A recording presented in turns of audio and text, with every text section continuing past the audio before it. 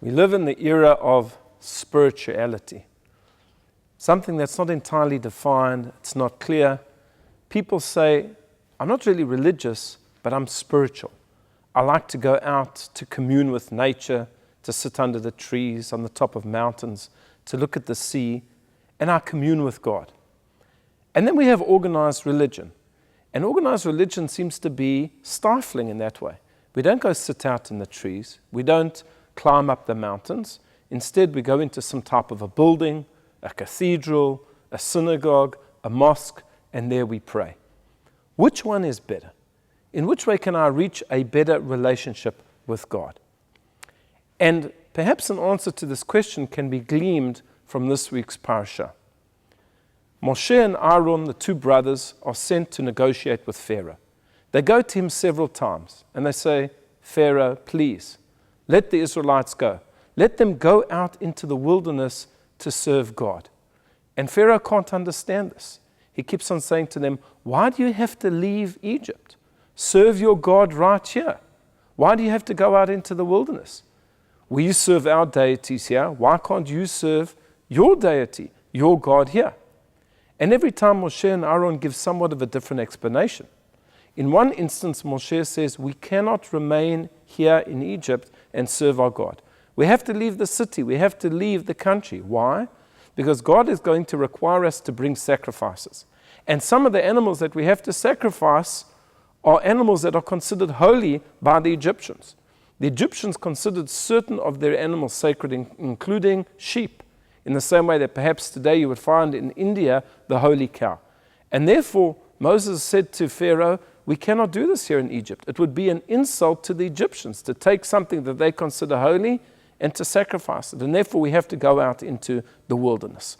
So this is one explanation why they had to leave their current situation, the city where they were, to go out into the wilderness. However, we also find that every single time that Pharaoh relents and says to Moshe, please, stop the plague, I can't take it anymore, Moshe says, fine, I'll go out and I'll pray to God. And the Torah is particular to tell us that he leaves the city. He doesn't stay in the royal city where Pharaoh was, but he has to leave the city altogether and he has to pray. Why is that so?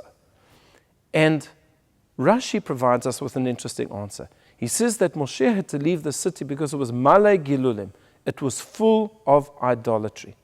It was full of things that were just inappropriate for prayer. Prayer requires an incredible amount of concentration and focus. And also that one should be in a clean and holy place.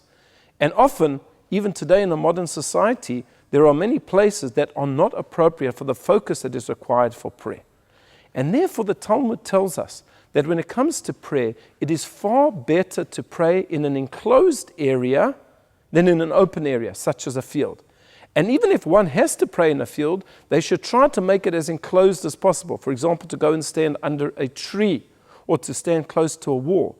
Because the more the area is opened, the less focus happens.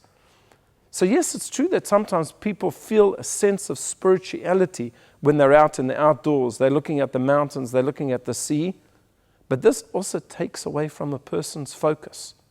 And therefore we find, our sages tell us in the Talmud, that one should always try to pray in the same place, to have a makom kavua, and not to have any objects around you that will distract you, because the more distractions that happen, the less you can focus. There's a famous story about a Hasidic rabbi. At the end of a particular prayer service, he said to his followers, welcome back, gentlemen, shalom aleichem, gentlemen.